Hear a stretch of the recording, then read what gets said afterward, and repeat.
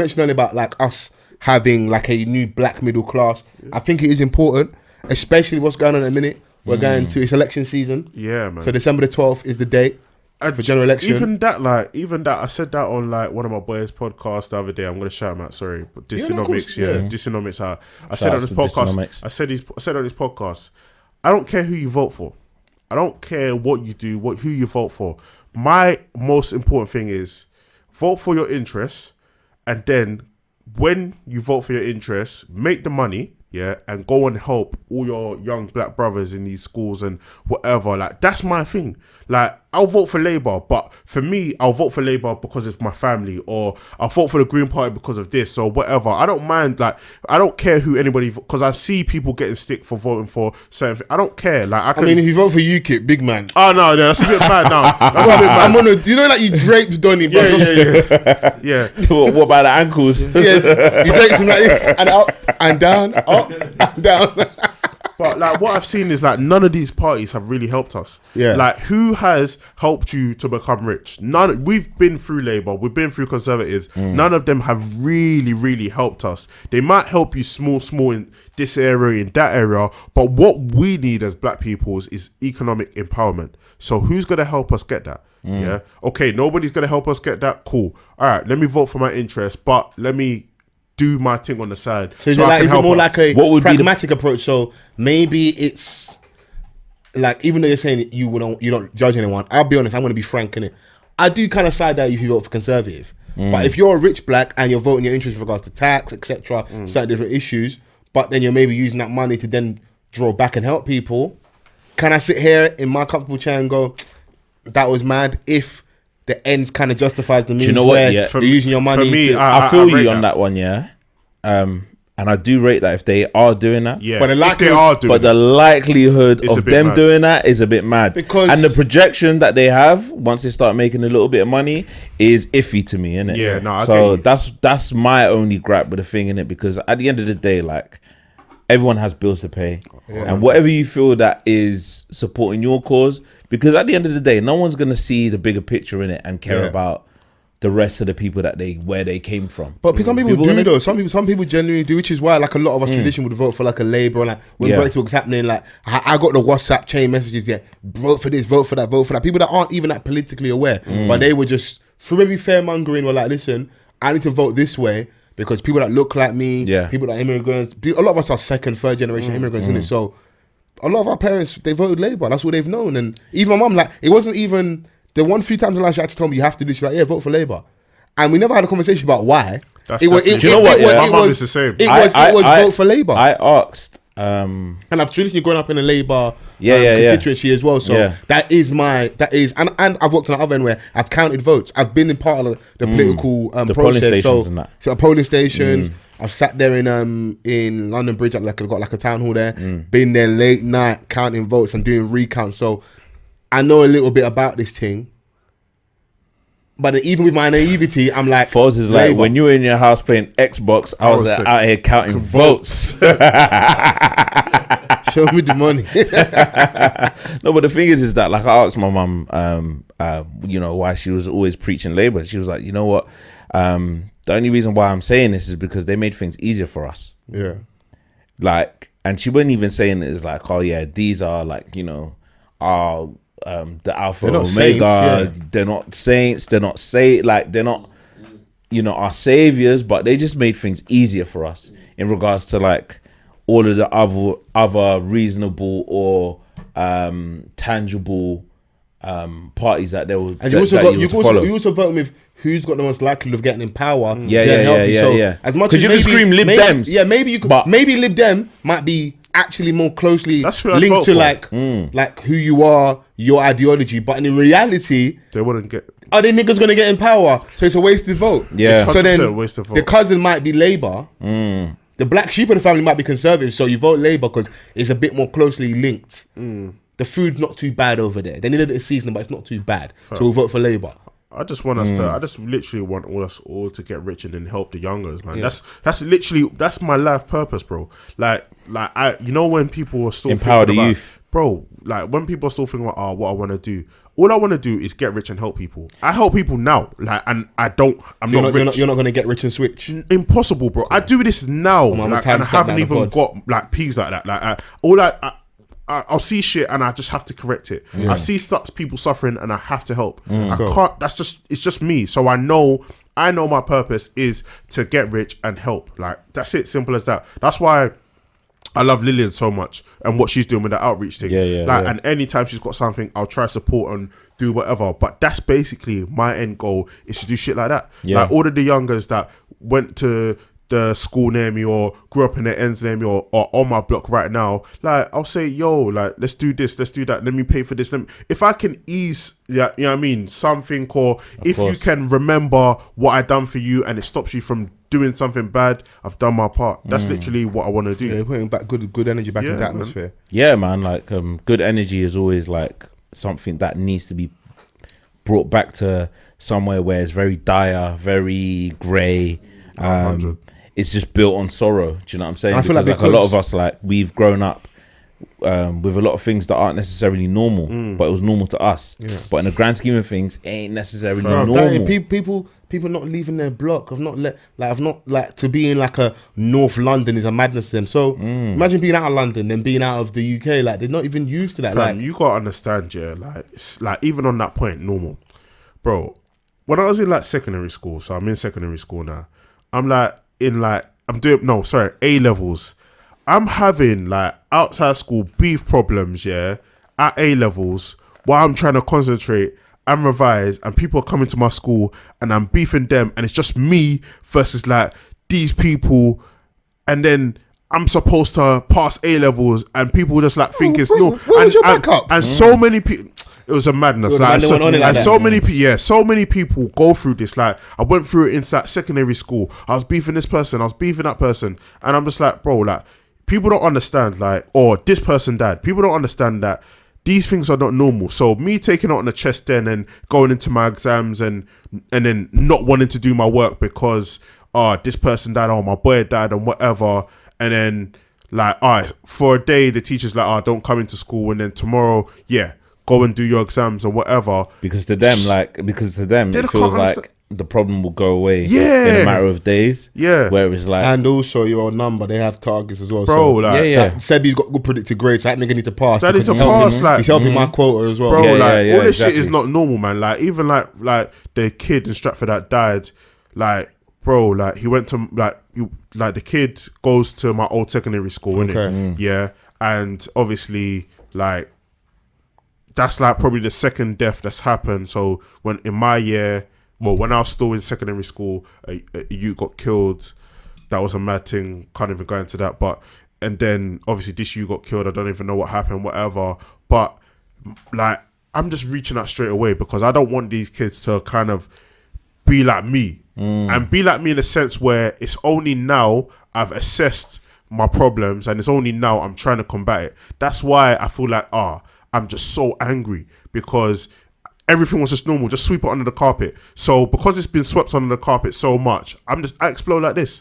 Like, I as I said to you, I am so irrational, but I know why. Do you know what I mean? I fully know why, bro. I know, fam, you're getting texts like, I'm in A-levels in psychology class, I'm getting texts like, cool. Like, I'm like, I'm like a madness. I'm trying to revise, bro. Psychology, I'm trying to pass, bro. But God has it. I didn't pass. A-levels. I got kicked out of my school because I was bad, and plus I didn't pass. I go to college off ends, and that pretty much saved my life. Do you know what I'm trying to say? So it's just that these things happen, and bruv, like, man, but these things are not normal, man. That's why I go into secondary schools. Like, my off time, I used to do it like all last year. I'll go in secondary schools and then help them problem solve. Because for me, I want to help them problem solve because I don't want you to be like me or how I was or whatever. But it's kind of a therapy for me because I need to do this. I need to help you not be like me, and it kind of helps me. Do you know what I'm trying to say? Yeah, man. That's dope, man. Like, we need more of that, and like, I feel because the problem feels so big, not saying that it isn't, it feels so big, sometimes we feel like, how can I save 1,000 kids? No. There was a time the Amazon was one tree in it. Someone sowed that seed, and we got however millions of acres, whatever. So him just doing that is dope. Yeah. You might have a young you in your block where you just like, just of how you vibe and chat to him, you may stop him from doing a madness, or you may make him feel like, you know what, I don't need to do this. You don't need to. You don't need to. Yeah, because people fail to speak about the pressure of retaliating. Yeah. Do you know what I'm saying? It's a very difficult one because that ego thing is killing us. It's very difficult, but then you got to also understand once you retaliate, it's just going to be a never-ending cycle. Yeah, there's no coming back from it. There's no coming back. It's a new level. And you're going to have to be prepared to live with that and live with the fact that you may have to always look over your shoulder, your shoulder it's every minute of every. And the point I was just trying to make was just that, like, for us who are somewhat far removed, but we have younger brothers, cousins, we're still in the area. It can just take taking one youth, or if you ain't got the time, we've mentioned Lillian enough times in the Reach Out project. Give some bread, bro. Like, obviously spending money, that's no problem. But I see you niggas in the club spending money, and then bitches don't come home with you. So just take the money and give it to the community. It's the truth, bro. 100%. It's the truth. It's the truth, fam. That's a good point, because that's one reason why you see, like, Crips and Cones, when it first come out and people were criticizing it publicly. Two reasons I haven't been there, so I can't criticize. I haven't tasted the food. But two, you have to allow people in your community to grow. Yeah. Because those people in your community that grow are gonna be the ones that reinvest in your community. Hence, they're doing it now with Lillian. Crips and Cone and whatever, they are putting peas into the Reach Out product or coming and showing and being a face. It's because you're allowing them to grow. That's what you have to do. You have to allow people to grow, number one. And two, you have to trust people that once they get to a certain stage, they're going to reach back in. Some people don't. And if they don't, we hold them accountable. Yeah. So we flog you. And what then happens is, if you want to cross over to the mainstream on the white side, don't look at don't look at me. Like how no, because I'm very harsh on my delivery, and I try and hold all my people accountable. See, like when you get over there, they call me Emma, bro. That anyone might fit you still. Like hold that L, because you didn't reach back. You was over there. And you never say the grass is greener. It's cool, the grass is greener. It's slowly poisoning you though, isn't it? Yeah. It's poisoning you. And you want to come home now. We don't want to cook you no food over here, bro. We'll poison you as well. And it's mad because, like, the punditry that we do towards our own people, bruv. It's so hard on our It's insane. It's insane. And one little thing that the white person does, oh, you're invited to the cookout. Bro. Like, people will slaughter people over anything. Like, if something doesn't come in, they're going to Twitter straight away. Yo, this didn't come in the precise packaging that it was supposed to come in. It was supposed to be blue. It was off blue, and then bro. Like, they'll submit a thread. They'll submit a thread to flog you. But now I do fight with that because, like I said, I'm like you. I've not been to Crips and Cones, innit? Yeah. So I can't say from my mouth that the food is good or bad, innit? I've seen good reviews. I've seen bad reviews. But I do feel like we are a bit harsh, but. Are we submitting a thread when we go to TGI? That's the point I'm making there. Is like there should be room for critique. Simple. No, they should keep the same energy. There should be room for critique. There definitely should be, but how we deliver that, where we deliver it, and also who we delivering it to. So, do Crips and Cones at the time? Did they have a process where it's like, cool, we got message box, or we got we got like you can come and speak to this person. They probably do. And you can do it on TripAdvisor. Yeah. Do you know what I'm saying? It's not necessarily like. Gonna go. It's not necessarily like built or designed on their website. Yeah. But TripAdvisor would let the people know. Yeah. People that are actually go out to eat. That this is what goes on here. Let me do that there. But then people would like go on Twitter for retweets because it's relatable to us. But do you know what I'm saying? Because they done the big promo run. They had the video Mo Stack. They had loads of cameos in that video. Come down to Crips and Cones, you done know. But then you can't eat your cake and have, because if that is also the vehicle of you promoting and getting bigger, you also got to deal with the fact that like if it doesn't go well, come down, innit? People are entitled in that same space to be like, I didn't enjoy my experience. But the thing is, Crips and Cones, Crips even put on like, listen, you could have just said something to the guy at the time. Do you know what I mean? Like, people won't say nothing and then go on Twitter. That's my problem. If you said something to them personally and it didn't address the issue, then I hear you, because everyone's on Twitter or whatever, you're doing whatever you're doing. But also, you have to keep the fucking same energy, bro. Like, there's people that will go to certain restaurants and then slander the restaurant to their friends and never go on Twitter and tweet about it.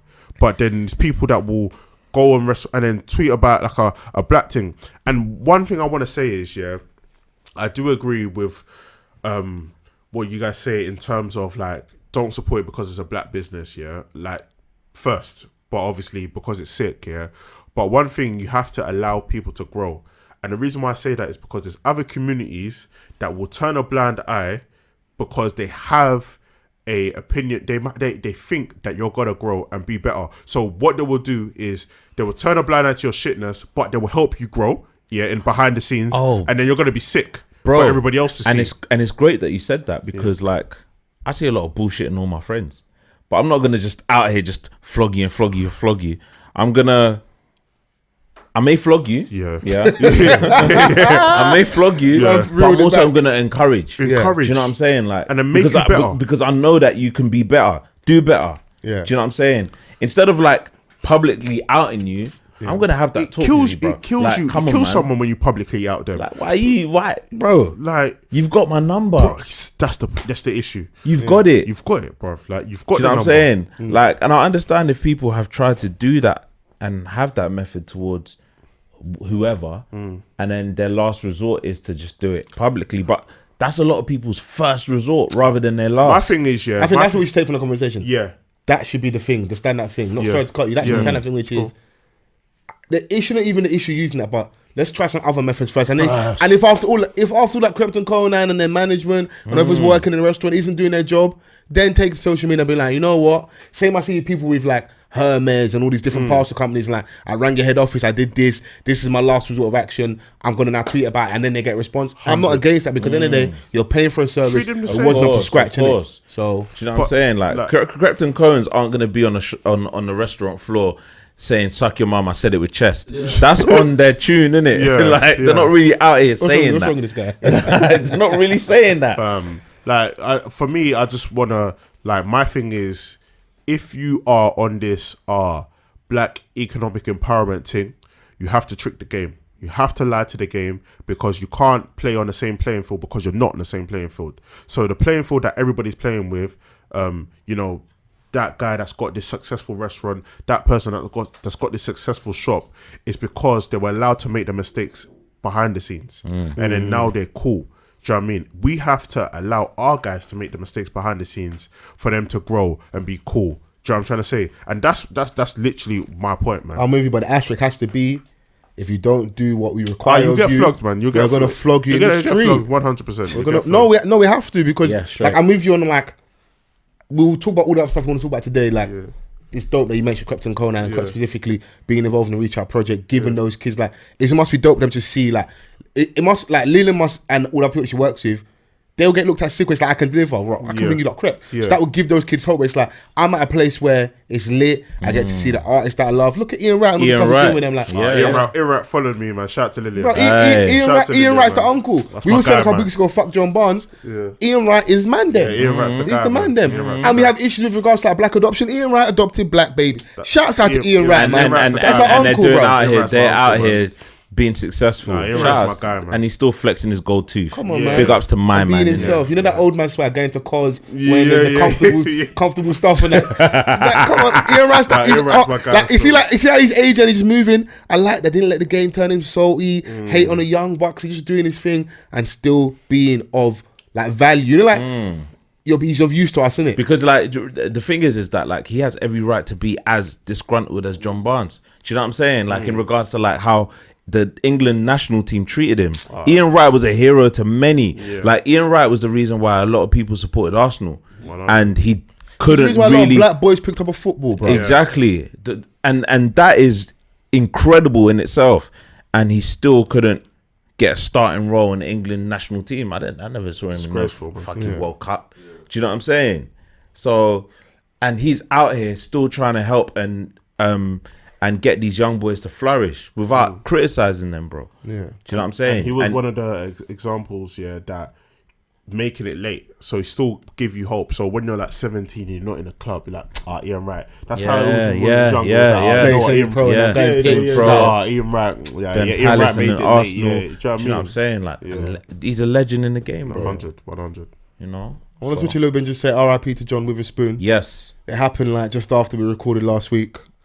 And Bro, we've lost a legend, fam. Yeah, man. It's an icon, bro. Yeah. Do you know what I'm saying? Like, there's a lot of like scenes that we are, that are close to us. Yeah. That we've all laughed about, and the power behind like being someone as iconic as him is that you can remember some of the lines that he just spit, and like it's mad because we haven't necessarily seen him on screen for a while. You know what I'm saying? But you got classics in the streets, bro. When you got classics on the streets, it's undeniable. Yeah.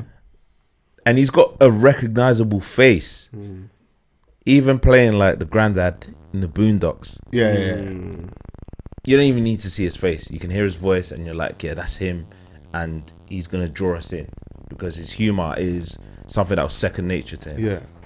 You know them dons, like, even when like you're not even trying to be funny, but you're funny anyway. Yeah. That was him. That was just funny by accident. Nah, he was dope, man. Play a clip, man. Give us, let us reminisce a little piece, man. Give us something classic. Yeah, man. You ain't no player. Read my lips. You ain't no player. You don't know nothing about being a player. Betty done had your ass pussy whipped for about 30 years. Nobody got me Pussy whipped. I Whips. pussy.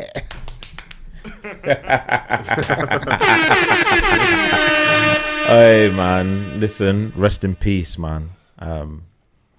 It's crazy. Like, what was your favorite like movie of his, like, or moment of his? That, because that's one I sent you. The one where he's talking to Ice Cube and he's like, use these. Like, this is what makes you a man. Yeah. Like, and the thing is that and it wasn't even being funny, but just it wasn't even being funny. Yeah. But that was like was one a of real the moment. serious roles that he was in. It was a real moment in a comedy film. Yeah. You know, so yeah, man. Come on, man. That's a real G right there. Yeah, no, just it's nice to recognize people, man, and just it's dope. I've just seen like the love and adulation he's got since he's gone. Yeah, no one said nothing negative, which is nice. No, man, it's cool, you know, man. You know what I'm saying? For once, you know how people just chat shit for once. Yeah, like it's just R.I.P. and it's cool. Yeah, and I think he's from an era where like it wasn't. He didn't have to be too PC. Yeah. Yeah. So like anything that he could have said now, he's problematic. Oh, fuck him anyway. Do you know what I'm saying? Yeah. So it's nice to see that, you know, one of our legends has passed away and everyone just had nice things to say about them. You know, because he made a long-lasting impression in within the culture. You know. Yeah. But we've had a pretty lit weekend. Jesus Christ. I don't know what you was doing Halloween, but we was out here, Sebi. Oh, okay. Yeah, we were out here. Where's your man on? Hey, bro, little fancy dress thing. Mad. Certain man was dressed as the Riddler, aka the Niggler. Okay, I'm sorry. aka the Niggler. The Niggler. Hey, you know what? Yeah, I started off my weekend. I was at Benny Boy Events. Shouts out to them. They had a Hollywood Bowl out in Bloomsbury Lanes. So, you know, a bit of bowling and, you know, the fancy. They had all the decorations out here and, you know, the blood. They had a little bathtub, bare blood. They had like on each lane. Like in between set. Bro, it was mad. In between like the lanes, they had like a little graveyard, like of like all the dead celebrities. They proper had soil and shit. Like it was proper. Yeah, it was proper, man. So everyone had a good vibe there. And then the next day, myself, Foles, and H bucked up. We went to a Halloween party, Black Halloween. Okay. Yeah, man. So I came out, Riddler, aka the Niggler, full suit in that, full suit wanker. H came out as the Joker. He went ham. Okay. But I was in my kitchen doing a mad thing. It's just crazy, bro. I went and bought the full suit. The full. Yeah, he looked crazy. Like he was on job. Oh my god. He was on job. Oh no, he killed it still. Yeah. Like, Do you know what? Yeah, like he spoke to me earlier and he was like, "I ain't even gonna lie to you, fam. I went ham." Yeah. No. When It H made says me that, feel uncomfortable because I ordered like I was wanted to come as Edward Scissorhands, innit? Yeah. I was trying to go really out there, but the rest of my outfit didn't come. Yeah. So Friday night I had to rush to like a costume shop, and I get in there. Donnie's like, we only got so much stuff left. I look around, I see a Ghostbusters outfit. I was like, I could do that. Yeah. Then I see like the Jason outfit with the blood on it, fake knife, mask. I was like, how much is it? £25? Let's go. Yeah, let's do it. I've already spent a Economic. economic. I've already spent a mazz on my outfit. I didn't pan come. out well. Yeah. So then when I ring in these man, they tell me what they're wearing. I said, rah, I'm looking like security. I said, wait, because bro, without my mask, my outfit. So even when I got to the door, we come to the house, someone goes, what are you dressed as? I'm dead. bruv. If I just drag you right now, These times, me and Vans and H are putting up here bare bottles. People are coming to the party with wine and that. Don't piss me off. hey. I'll start sending shots, bro. The thing is that About who did you come as? Obviously, you've got less or less in it. So like the quality of alcohol, like about the quality of alcohol and like the etiquette when you have a house party and what you bring in it. Obviously, a couple episodes back, me and Foles were slandering the dons that will come with the $14.99 Captain Morgan because it's on the deal, and then it just turns into a fucking Captain Morgan's party. But then you come with that, or you bring the fucking white Zinfandel, but you want to draw for my VSOP. Nah, G. Especially you guys house party where someone's putting on like a spread. Bare fits. Go ahead. Wings and mac and cheese. There's one little fish. They even had an exclusive Hennessy. I ate like 7 of them things. Had 7 of them and bangs. We had an exclusive fucking Hennessy, pure white. Sound like cocaine was in that, but they weren't. Relax. I don't mind. Can't confirm or deny these allegations, but we had fun, bro. Are you drunk, fam? That's all that's got, man. No. So zoom in. So me like drunk and that. Zoom in. Now we had a good weekend. It was just dope to just to step out like that. But I will definitely next year. I want to take. I don't really care for like dressing up on that shit, but. When you get invited out, it's nice when everyone makes an effort. Because when you don't, you stand out. Of course. You stand out more than the Donny that has done the most. Yeah. Do you know what I'm saying? So it was good, man.